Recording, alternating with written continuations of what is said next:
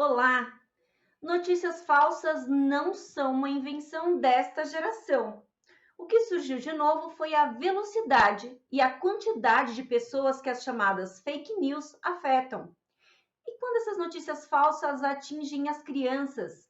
Para falar dos riscos que envolvem as fake news com as crianças, o Ideias e Debates de hoje recebe o jornalista e criador do podcast Caçadores de Fake News, Marcelo Duarte. Seja bem-vindo à Rede Alesp, Marcelo.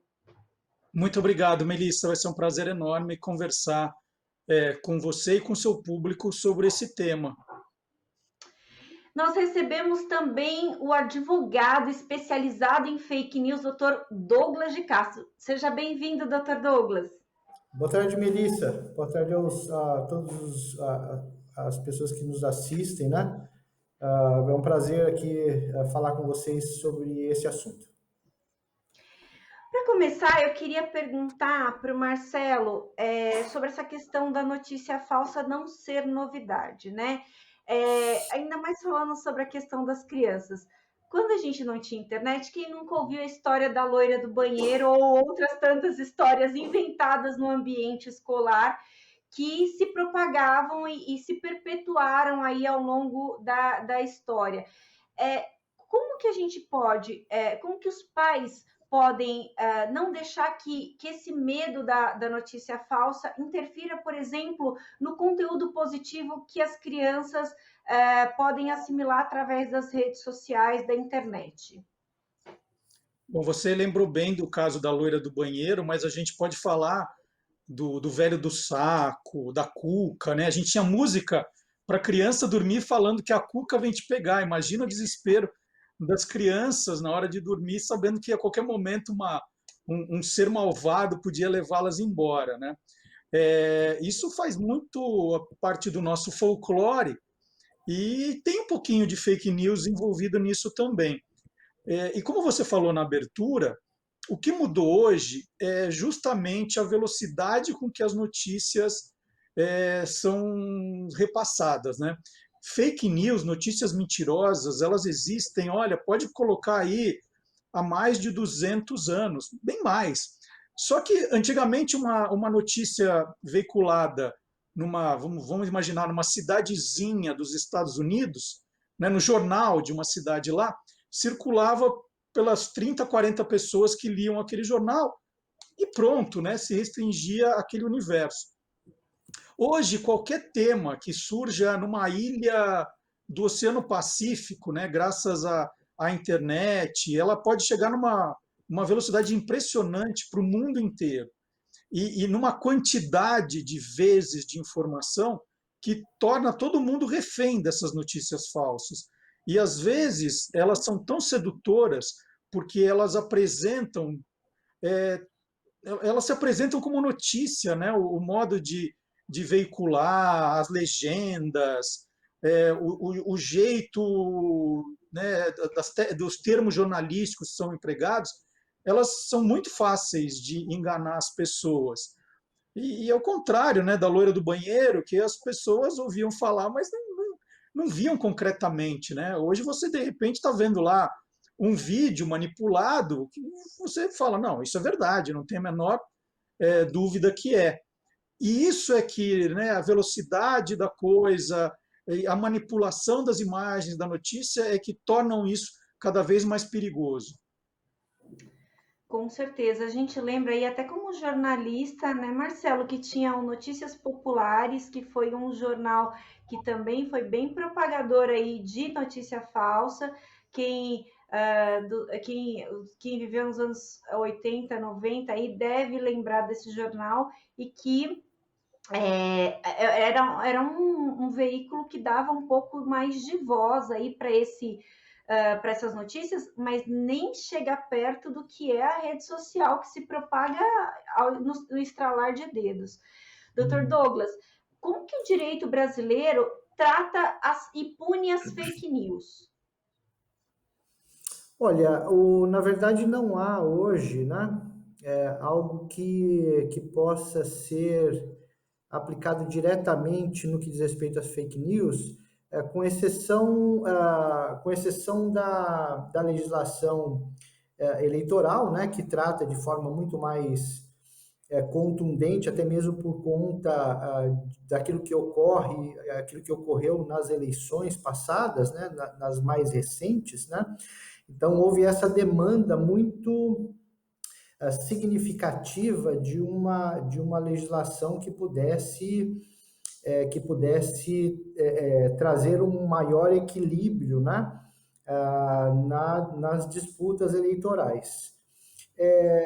No que diz respeito às fake news, nós temos aí um grande problema que, na verdade, ela esbarra, né? Ela esbarra em algumas garantias constitucionais, especialmente a liberdade de expressão, né? Então, no início, a gente estava até discutindo aqui o limite, né, entre uma opinião e uma notícia falsa, né, e como bem pontuou o Marcelo, né, a fake news ela vem com uma roupagem tal que induz o sujeito a crer que aquilo é efetivamente uma notícia. E veja, a liberdade de expressão e de opinião também, né? Ela é garantida pela Constituição, apesar de que eu também tenho grandes ressalvas para aquilo que hoje todo mundo fala que é a liberdade de expressão, ou seja, hoje todo mundo fala o que quer, né? Como diria Humberto Eco, né? Hoje em dia todo idiota tem uma opinião e quer propagar isso, né? Pela rede. E aí, sem ofensa, né? Mas quando ele fala o idiota, é aquele que olha só para o seu próprio umbigo e não para a esfera pública, né? Para aquilo que vai causar aquela opinião na esfera pública. Então, nós temos aí muito que caminhar, né? No que diz respeito a uma regulação das fake news. Doutor, a gente até discutiu, falou sobre isso em off, e aí eu posso até, de alguma forma, trazer um pouquinho dessa impressão que ficou aqui da CPI das fake news que a gente fez aqui na Assembleia, que há uma preocupação entre acabar criando uma legislação que interfira aí na liberdade de expressão. Isso é uma preocupação dos parlamentos. E aí, mas assim, é evidente que você dizer que a filha do ministro é isso, ou que o governador é aquilo, isso não é liberdade de expressão, isso é crime, e propagar isso é crime. Então, há uma separação muito importante a ser feita com relação a isso. Marcelo, eu queria saber de você se você acha que é possível rastrear a origem e o caminho percorrido por uma notícia falsa. Eu sei que isso não é uma questão muito simples, eu sei disso, mas eu acho que é importante a gente pontuar isso para as pessoas, porque parece que tem às vezes falta vontade de achar de onde vem, mas não é bem por aí, né? Não, é totalmente possível você rastrear. Já tivemos casos em que isso aconteceu e a pessoa se defende dizendo que ela foi mal interpretada, que na verdade era uma piada, né? Tem gente que se apresenta na hora como, mas nós fazemos humor, nós não fazemos jornalismo. Tem uma série de defesas, né? Pegando referências antigas. Tem uma série de saídas para casos como esse. Mas o que acontece é que muitas vezes o estrago já foi feito. E você lembrou super bem o Notícias Populares, porque 50 anos depois, o que o Notícias Populares fazia, hoje a gente tem que são esses caça-cliques, né? O Notícias Populares pegava uma notícia absurda e fazia uma manchete muito apelativa, que era para aquela pessoa que passasse em frente à banca, que tivesse os mesmos valores, aquela coisa toda, se interessasse em querer conhecer a história. Então a pessoa passava na banca e lia lá uma manchete, ficou famosa, do bebê diabo, por exemplo, né, que é histórica. Bebê diabo, o que é isso? E às vezes era uma bobagem de uma criança que nasceu com um defeitinho na orelha, que parecia uma orelhinha de diabo, mas eles eles criavam títulos tão apelativos que as pessoas eram induzidas a comprar. E hoje tem muitos sites que espalham notícias falsas que fazem coisas muito parecidas. Que não, e não é só a notícia, mas é um título apelativo para que a pessoa clique, né? Porque ao clicar, essa pessoa está sendo monetizada. Né? Hoje com esse novo sistema da publicidade online, do Google, né, das grandes plataformas, o que você quer é o clique, né? Você faz coisas apelativas, chamativas, e às vezes que são desmentidas logo na primeira frase da reportagem, mas é que porque aquele seu clique está valendo dinheiro. Então é muito fácil, você cria uma manchete escandalosa, né? Fulano de tal ameaçou matar o outro. Aí você, opa, peraí, eu vou ver isso. Você clica, né? Quem já não fez isso? Eu lembro uma vez, um grande portal pôs assim, atriz morre se jogando do penhasco. Falei, nossa, né? Ao clicar, estava lá que era uma atriz de segunda linha da Bulgária, né? Mas ela me pegou com aquele título. Então, uma das importâncias é que esses grandes grupos hoje, que não se apresentam como mídia, mas como mídias sociais, elas também tenham que começar a fazer um filtro do que informação de verdade, o que são esses caçadores aí de cliques. Isso vai ajudar bastante, não só o rastrear, né? Mas o de tomar cuidado para não ficar, não ficar pagando por esse tipo de informação deturpada, mentirosa, apelativa, e até porque a gente sabe que tem muita gente que só lê a manchete, né? Ela Uhum. não lê depois o que está escrito. E aí espalha a manchete. Pois é, e não entende a manchete, espalha ela, isso é que é pior. Olha, e É. falando um pouquinho mais um pouquinho de notícias populares, tem um documentário sobre notícias populares, e eu me lembro um dos cases, digamos assim, do Notícias Populares, a história da Kombi que pegava as crianças para vender os órgãos, também tinha essa, né? Então, quer dizer, e aí ninguém queria mais ver Kombi na frente, né? Tem tudo isso, criou-se toda uma polêmica. Doutor Douglas, a gente sabe que o senhor muito bem explicou que a tipificação notícia falsa só tem no âmbito eleitoral. Porém, fora do âmbito eleitoral, a gente pode usar o que se chama de crime de opinião, né? Calúnia, injúria e difamação, porque muitas vezes essa notícia falsa ofende a honra da pessoa, né? E aí eu queria saber do senhor, o que é mais grave? A pessoa que cria essa notícia ou a que propaga essa notícia? O que ele está, como que é o peso jurídico, qual que é o maior? Olha, o peso jurídico está em quem cria, tá? Porque ao criar a notícia, claramente ela tem a intenção de promover aquela notícia falsa. Aquele que propaga, eu diria que na sua grande maioria, ele tem até uma boa intenção, né? Ou seja, é o meu avôzinho lá que está usando o celular e vê aquela notícia e quer alertar os seus netos, todos os seus familiares, né? Não tem a perspicácia de checar essa notícia, né? Ou seja, ele recebe e já fica apavorado e com isso ele já propaga sem antes checar a notícia, né? Então, o intento, nesse caso, ele é muito importante, né? Então, o peso que se dá para quem cria, certamente é muito maior do que quem propaga. E nesse ponto de quem propaga a notícia, né? É nesse sentido de que eu entendo que a legislação ela tem que abordar isso numa dimensão muito mais educativa do que punitiva propriamente dita, tá?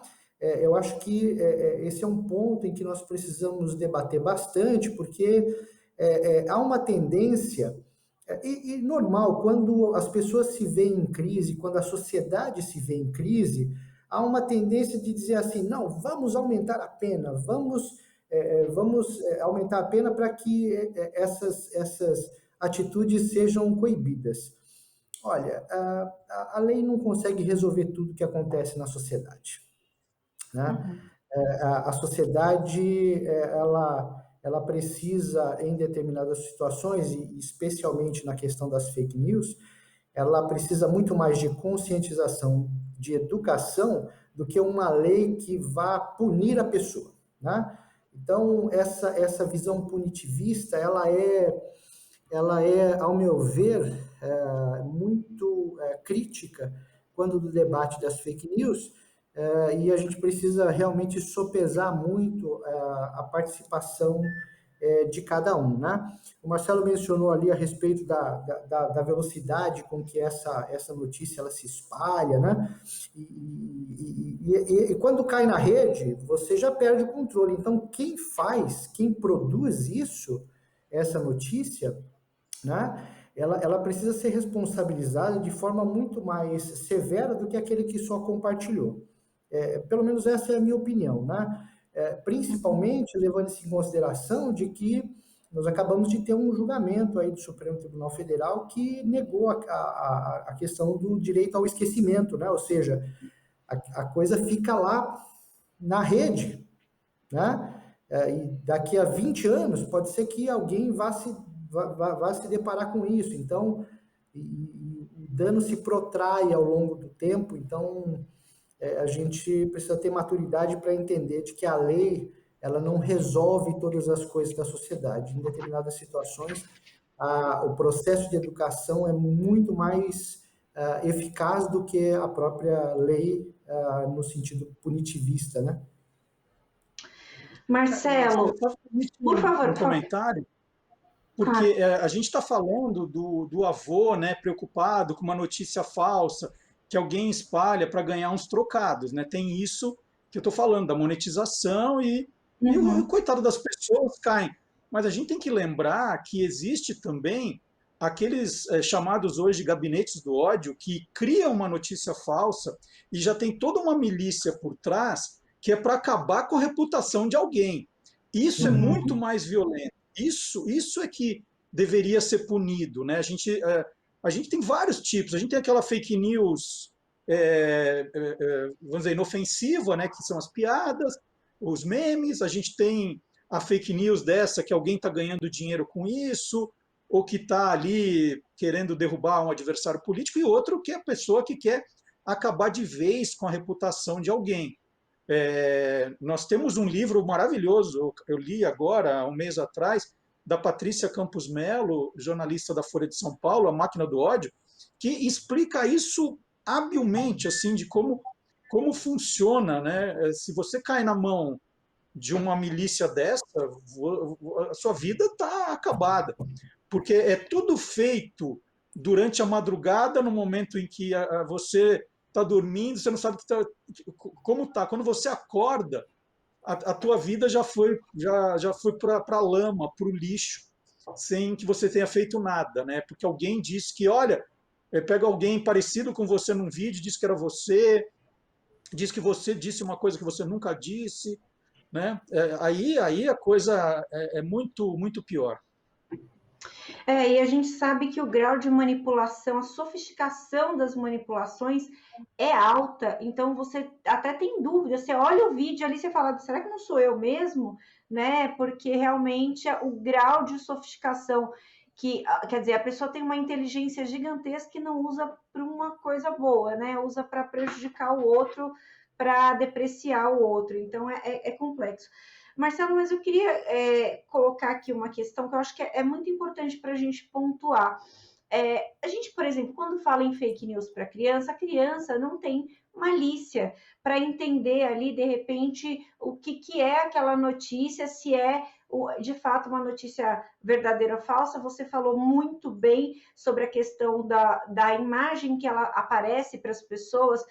Na conceituação da CPI das fake news que a gente teve aqui na Assembleia, os especialistas falaram muito sobre isso, que essa imagem com cara jornalística é o que muitas vezes engana todo mundo, porque as cores, a tipologia, todo o perfil aparenta ser jornalístico, as pessoas passam adiante achando que de fato é uma notícia real.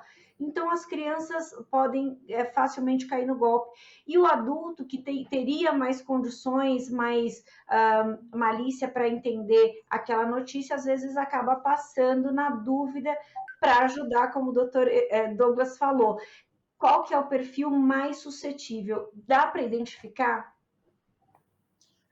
Bom, acho que hoje todo mundo é suscetível, né? E o Dr. Douglas falou justamente da questão de educação, e é o ponto que eu me bati quando eu escrevi o livro Esquadrão Curioso, Caçadores de Fake News.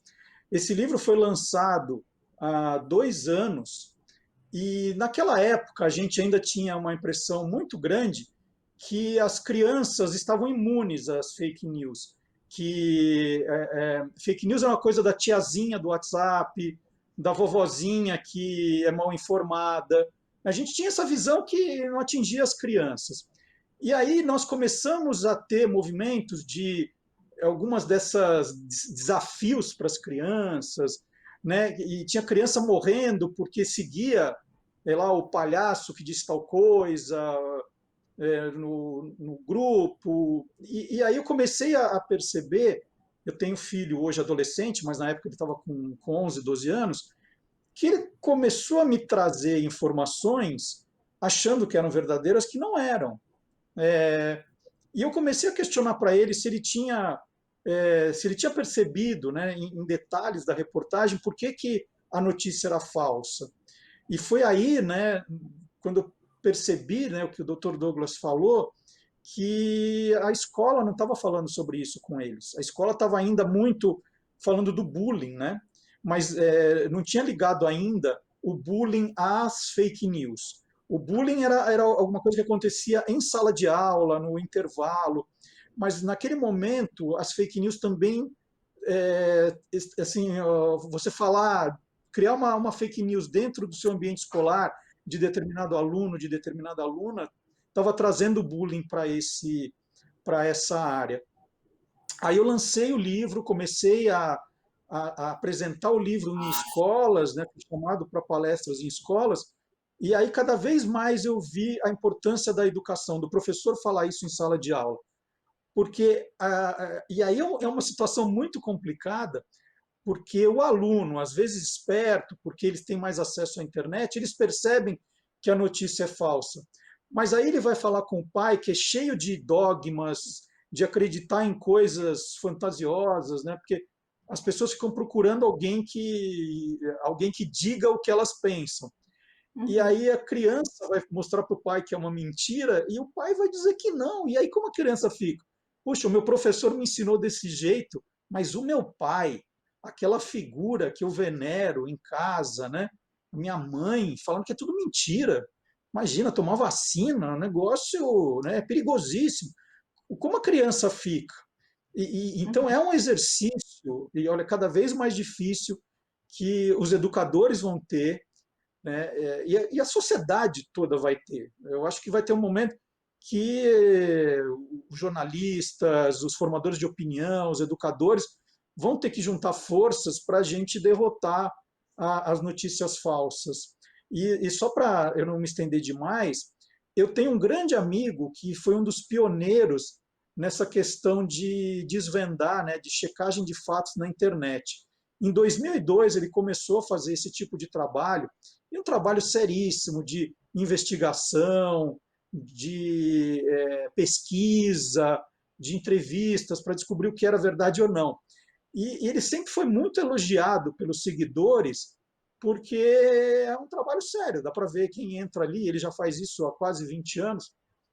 E de um ano para cá, ele começou a receber muita ameaça, muito comentário de você se vendeu, né? Porque entra em campo aquela milícia digital, entra em campo aquele gabinete do ódio, que quando alguém te desmascara, né, mostra que você está mentindo, você faz o quê? Você acusa o outro para tentar tirar a credibilidade que ela tem. Então, é uma luta difícil e que a gente tem que começar na escola, não tem jeito.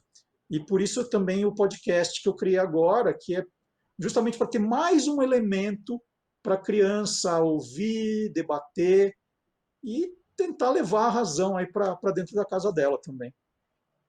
Marcelo, eu acho que a sua experiência que você contou agora do seu filho é muito valiosa, porque você é um profissional da comunicação, tem toda a experiência de checagem de notícia, de construção de uma notícia, e passou por isso na sua casa, desse questionamento. Então, quer dizer, traçar esse paralelo com, de repente, não obviamente, não menosprezando um pai que não, uma mãe que não é do segmento, mas você está dentro da construção da notícia. Então, quer dizer, é muito complexo isso. Então, acho que essa observação que você faz no final de que os jornalistas precisam se juntar para tentar combater essa disseminação de notícia falsa, isso é muito real e é urgente, eu diria, porque, de fato, quando a gente interfere ali, por exemplo, na questão da saúde, a vacina vai implantar um chip na cabeça das pessoas, aí a gente já está saindo de um campo do razoável, né? Então é bem complicado. Doutor Douglas, você queria, pode falar. Eu só queria complementar que no caso do meu filho de 11 anos foi muito simples mostrar para ele os caminhos da pesquisa e hoje ele é muito ligado nisso, né? Eu estou falando de 3 anos atrás e hoje é muito legal como ele sabe o que é uma fonte confiável, ele sabe onde ele tem que procurar para ver se aquilo é verdade ou não. Agora, eu Uhum. tive trabalho nessa pandemia, foi com a minha mãe, né, de 80 e tantos anos, e com os grupos que ela segue, assim, eu olhei o WhatsApp da minha mãe, fiquei horrorizado, e aí sim, porque aí são pessoas já que elas pensam daquele jeito há tanto tempo, como é que você vai explicar para ela o que é uma checagem de fatos, que aquele pessoal da igreja que ela frequenta não está falando a verdade? Ali, eu vou te dizer, eu tive muito mais trabalho com a minha mãe para levar ela para tomar vacina, para ela acreditar que a vacina chinesa não ia transformá-la em jacaré, que ela não ia virar comunista se ela tomasse a vacina, né? Então, assim, por isso eu reforço, a gente tem sim que começar com as crianças. As crianças com formação midiática, elas têm uma importância vital para o futuro, para a gente chegar no combate sério disso, né? Alguns adultos a gente não muda mais, não tem jeito. Eu ri, Marcelo, porque com todo respeito, porque eu acho que todo mundo passou por isso de alguma forma, viu? Eu vou te falar, a minha experiência é que a minha mãe já tem mais de 70 anos, é professora, já está num outro meio, inserida em outro meio, mas de vez em quando ainda dá uma escapada ali numa notícia falsa que eu falo, opa, peraí, calma lá. Mas acho que todo mundo passou por isso. Dr. Douglas, é, falando mais específico do caso das crianças, a gente tem notícias falsas que são muito perigosas, como a gente já mencionou aqui, é o caso da história lá da baleia azul, que levou ali até alguns casos de suicídios ali dentro com as crianças, e de coisas graves mesmo. É, tão graves quanto o suicídio. Eu queria saber como que a gente pode resguardar as crianças desse perigo e a quem nós devemos denunciar quando um filho ou um sobrinho recebe essa notícia falsa.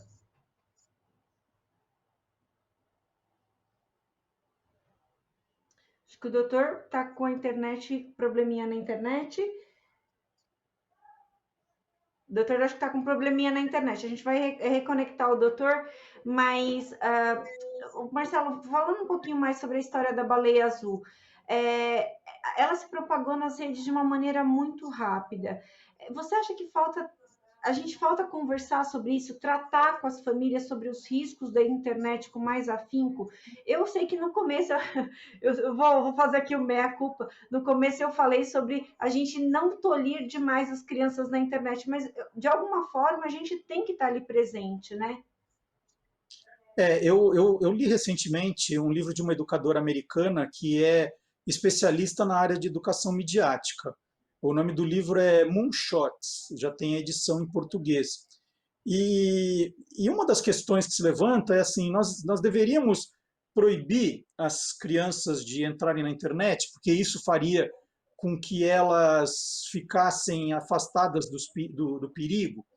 E ela diz que isso é uma lógica mentirosa, porque então se a gente não quer que a criança seja atropelada, nós não vamos deixar ela sair na rua, nós temos que preparar os nossos filhos para o mundo que está aí. E o mundo que está aí é com internet, é com notícia falsa, é com perigos, né?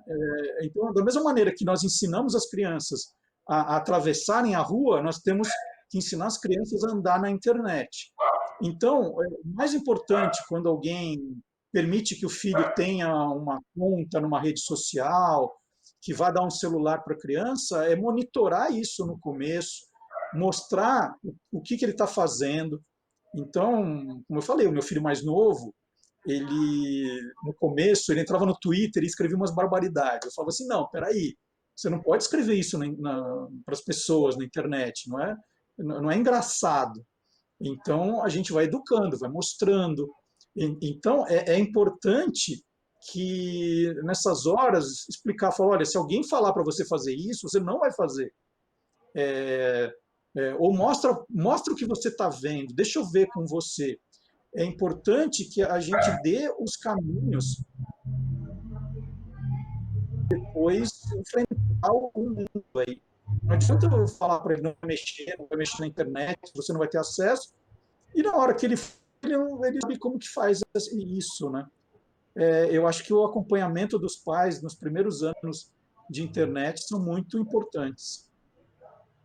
Sim, até porque, né, Marcelo, a gente sabe que hoje em dia as crianças estão cada vez mais cibernéticas. E com essa questão do isolamento social, muitas crianças anteciparam o contato ali com as redes, né? Por exemplo, eu tenho uma sobrinha de 1 ano e pouquinho.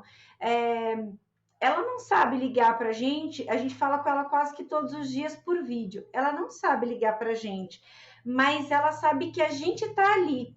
E ela fica assim, tipo, a tela fica menorzinha, ela fica agoniada com um dedinho ali, então quer dizer, ela já está perceptiva, né? Ela gosta, tem uns desenhos que ela gosta do YouTube, e aí se acaba aqueles desenhos, ela fica agoniadinha com o dedinho, ou seja, o caminho que ela tem ali a percorrer para entender aquele universo é mais curto. O doutor voltou.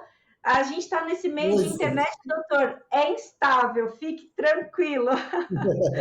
Eu estava perguntando para o senhor, antes do senhor cair, sobre os riscos que a gente a gente corre com notícias falsas direcionadas à criança, por exemplo, a história da baleia azul. E aí eu queria saber do senhor a quem que a gente pode denunciar quando uma criança recebe uma corrente como essa, que é falsa e que pode levar a uma situação grave, e como que a gente resguarda os nossos filhos? Olha, no que diz respeito à notificação, né? Claramente a primeira providência é noticiar a polícia, né? Ou seja, fazer ali um boletim de ocorrência.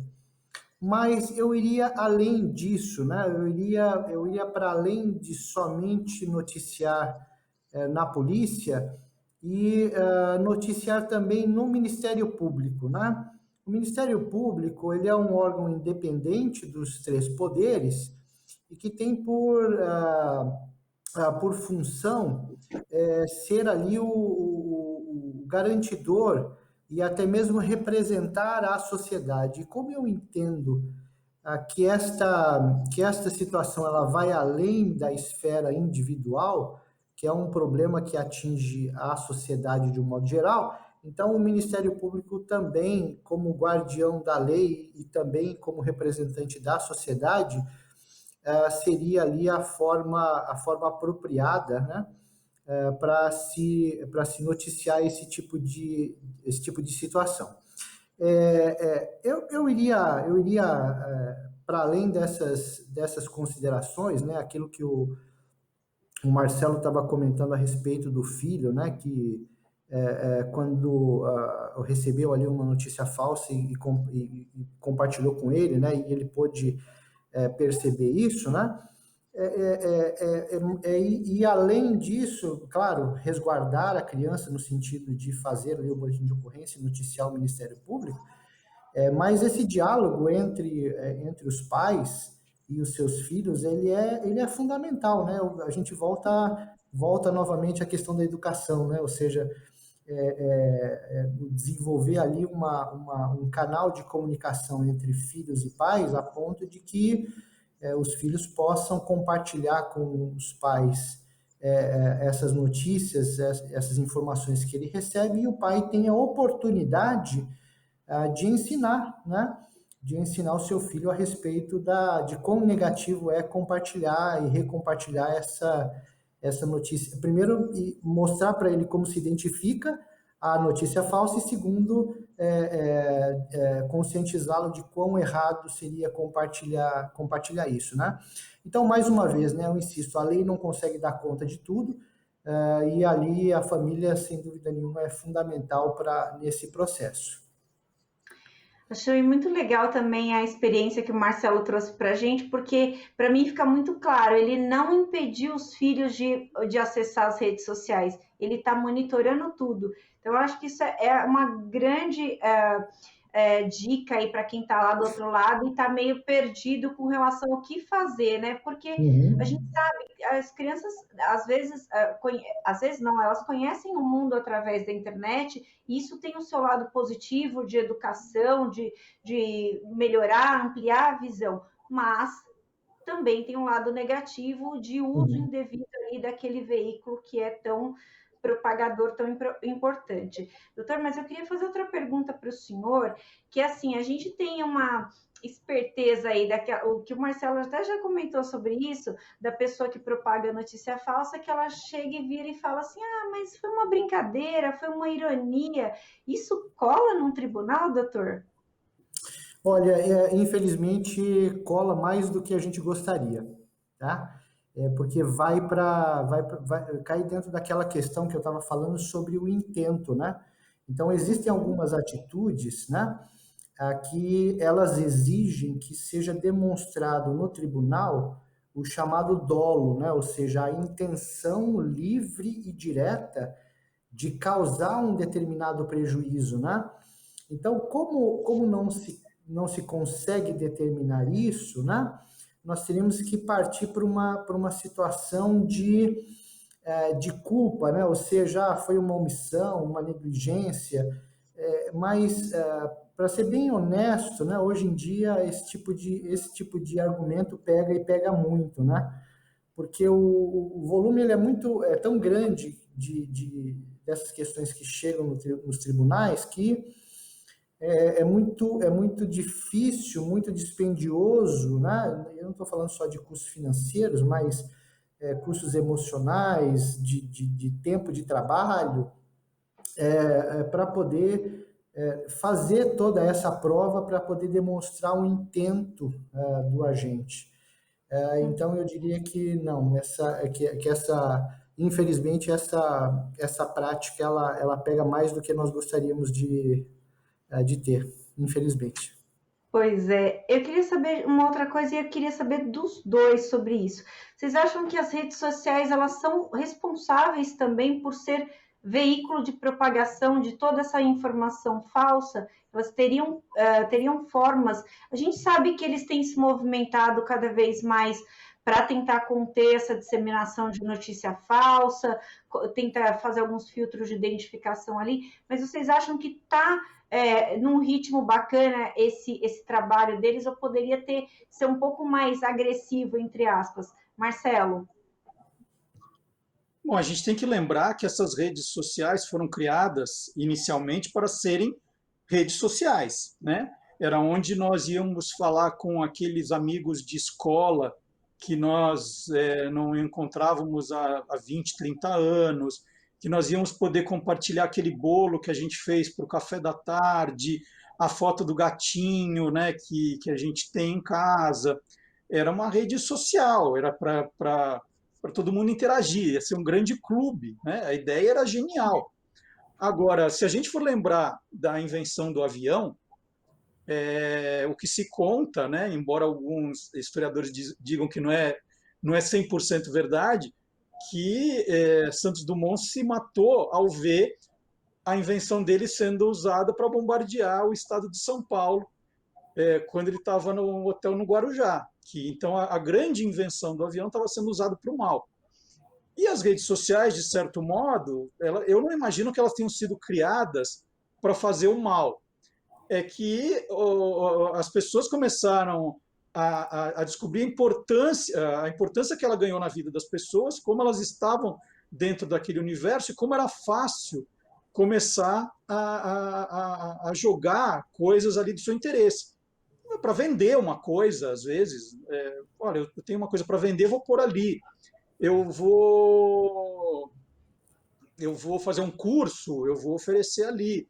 Então, isso foi acontecendo. E o que mudou muito é que muita gente começou a compartilhar a manchete do jornal, aquela notícia que ela via. E quando a gente se deu conta, as pessoas começaram a se informar pelas redes sociais, né? E eu acho que isso também não estava previsto. Mas isso acabou sendo valiosíssimo para as redes sociais, que elas tinham um problema no começo de não saber como elas iam se pagar, né? Como elas iam ganhar dinheiro. Essas plataformas elas não tinham ideia quando elas surgiram. Uhum. E aí o que acontece? Elas perceberam que quando você se informa, quando você se diverte, quando você interage, tudo num lugar só, você fica cada vez mais tempo lá, a publicidade, obviamente, vai migrar para lá também. Então, foi uma bola de neve, né, que foi acontecendo, e que eu acho que sim, né, como uma bola de neve, hoje esses grandes grupos, elas têm que dar respostas rápidas também aos problemas que elas causaram. Vocês conseguem imaginar quanto problema psicológico a gente vai ter daqui para frente por causa de rede social? Eu acho que rede social vai ser o grande problema da depressão das pessoas. Porque tem muita gente que vem de uma vida maravilhosa, né?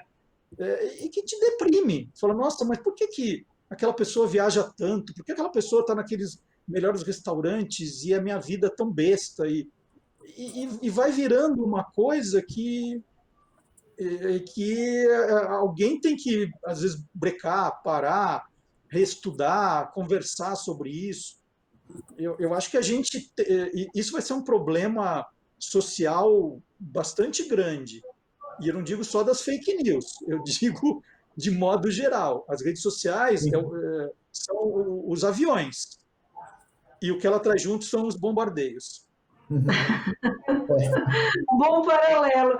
Você sabe que você me lembrou uma coisa bem importante aqui, que é o seguinte: já tem gente com doença relacionada às redes sociais, que é a chamada dismorfia, né? Que é a pessoa pegar o filtro e falar para o cirurgião plástico, eu quero ficar desse jeito, só que é um filtro, né? É uma coisa que não é surreal. Então, muita gente nos Estados Unidos já tem 4 milhões de pessoas com essa doença. Então, não é brincadeira e isso tem se disseminado cada vez mais, né? Os médicos, muitos cirurgiões plásticos já estão até atuando aí com uma equipe de psicólogo, psiquiatra em stand-by para tentar evitar porque essa pessoa não vai ficar feliz com o resultado de uma cirurgia nunca, jamais. Não tem aquele resultado, não existe aquele resultado.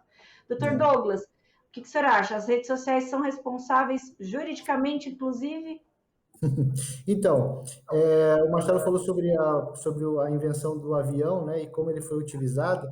Isso me lembra, e claro, isso pode ser, sem dúvida, a gente pode traçar o paralelo com as redes sociais, né, Marcelo? Porque, a meu ver, isso está ligado à própria crise da modernidade, né? Ou seja, quando eu falo sobre modernidade e a sua crise, eu costumo usar a história de Frankenstein, né, de Mary Shelley.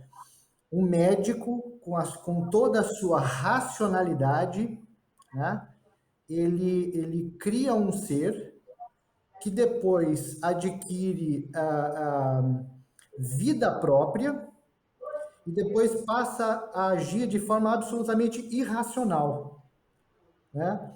Então, a meu ver, as redes sociais ela tem esse paralelo, né, com essa história de Frankenstein, que as pessoas criaram, né, como foi dito aqui, criaram por um propósito, com um propósito, mas depois que ela começou a ter vida própria, a irracionalidade tomou conta, Uhum. e ela tá em descontrole, né? Então, e aí vem a questão da responsabilidade, né? Então, eu tô ali com uma situação em que eu criei, e que agora está em absoluto descontrole, mas ao mesmo tempo, né, tem aquela questão, né, as empresas de mídias sociais, elas não são grupos jornalísticos, ou seja, não estão submetidos à questão editorial, né, ao controle editorial, né, Uhum. rígido do que estariam nesse caso. Então, eu entendo que elas possuem sim a responsabilidade e elas próprias já se conscientizaram disso à medida em que elas próprias estão tomando algumas medidas.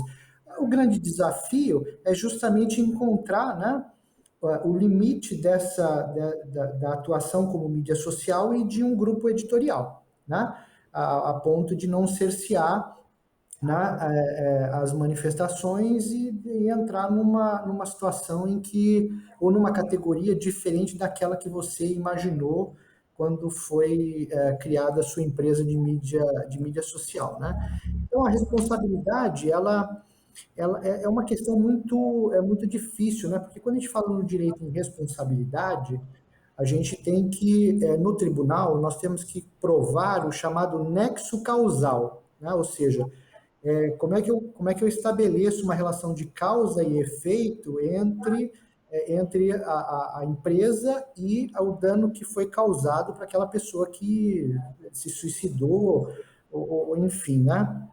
É a mesma história hoje que eu me debato com a questão do litígio ambiental, né? Ou seja, o agricultor peruano que está processando uma empresa alemã por ser uma das grandes poluidoras, uma das grandes contribuidoras de aumento de mudança climática e que está causando um dano na sua fazenda, né? Então, como é que se encontra o nexo causal numa situação tão complexa como essa, né? Então, a discussão ela vai prosseguir. Eu acho que todas as iniciativas elas são muito bem-vindas, né? A CPMI, todos os projetos de lei, esses debates que estão feitos, porque nós como sociedade vamos ter que estabelecer esses limites para que nós possamos conviver e diminuir esses conflitos que estão existindo entre nós, né? Por conta das mídias sociais. Queria agradecer demais a participação de ambos. Acho que foi um debate super importante para todos nós, porque não tem quem não viva, que esteja fora da internet nos dias de hoje, e obviamente que a preocupação que a gente tem com as crianças é grande e tem que ser grande, né? Porque a gente não dá para aqui deixar por conta do discernimento da criança avaliar o que está certo, o que está errado, e o que pode e o que não pode dentro desse ambiente tão vasto e tão amplo, que pode trazer, sim, informações que contribuam para a educação, mas podem também trazer coisas que tragam, que ocasionem prejuízo. Muito obrigada, Marcelo, pela disponibilidade, pelo podcast, que ajuda também no esclarecimento de mães e pais aflitos. Muito obrigada. Deixa eu só falar que o podcast são 5 episódios e eles estão disponíveis no site www.cacadoresdefakenews.com.br. É o caçadores sem a cedilha, fica cacadores de fake news. E é muito legal participar desses debates, porque vocês devem ter percebido que fake news foi a palavra, a expressão que nós mais usamos, mas a segunda foi educação. Então, é isso, elas têm que andar juntas, educação e fake news. Dr. Douglas, muito obrigada também pela sua disponibilidade em nos esclarecer essas questões que muitas vezes as pessoas acham que a internet é terra sem lei e não é terra sem lei. Isso é muito importante da gente deixar claro. Muito obrigada, doutor. Eu que agradeço pelo convite, né? A minha participação aqui, espero ter contribuído para o debate. E como advogado, é claro, a gente tende a falar mais sobre a lei, mas como eu sou professor também, né? Então eu tenho que falar sempre sobre educação, né? E também sou pai, né? Eu tenho que assumir a minha responsabilidade como pai perante os meus filhos e auxiliá-los a navegar nesse mundo tão complexo. Então, eu acho que nesse debate eu consegui juntar esses três papéis que eu exerço. Obrigado. Esse foi mais um Ideias e Debates. A gente falou de fake news com crianças. Eu recebi aqui no programa o Marcelo Duarte, que é jornalista, escritor, criador do podcast Caçadores de Fake News, e o Dr. Douglas de Castro, advogado especializado em fake news. Você fica agora com a programação da Rede Alesp. Você pode rever esse programa e outros programas da Rede Alesp nas nossas redes sociais. Muito obrigada e até breve.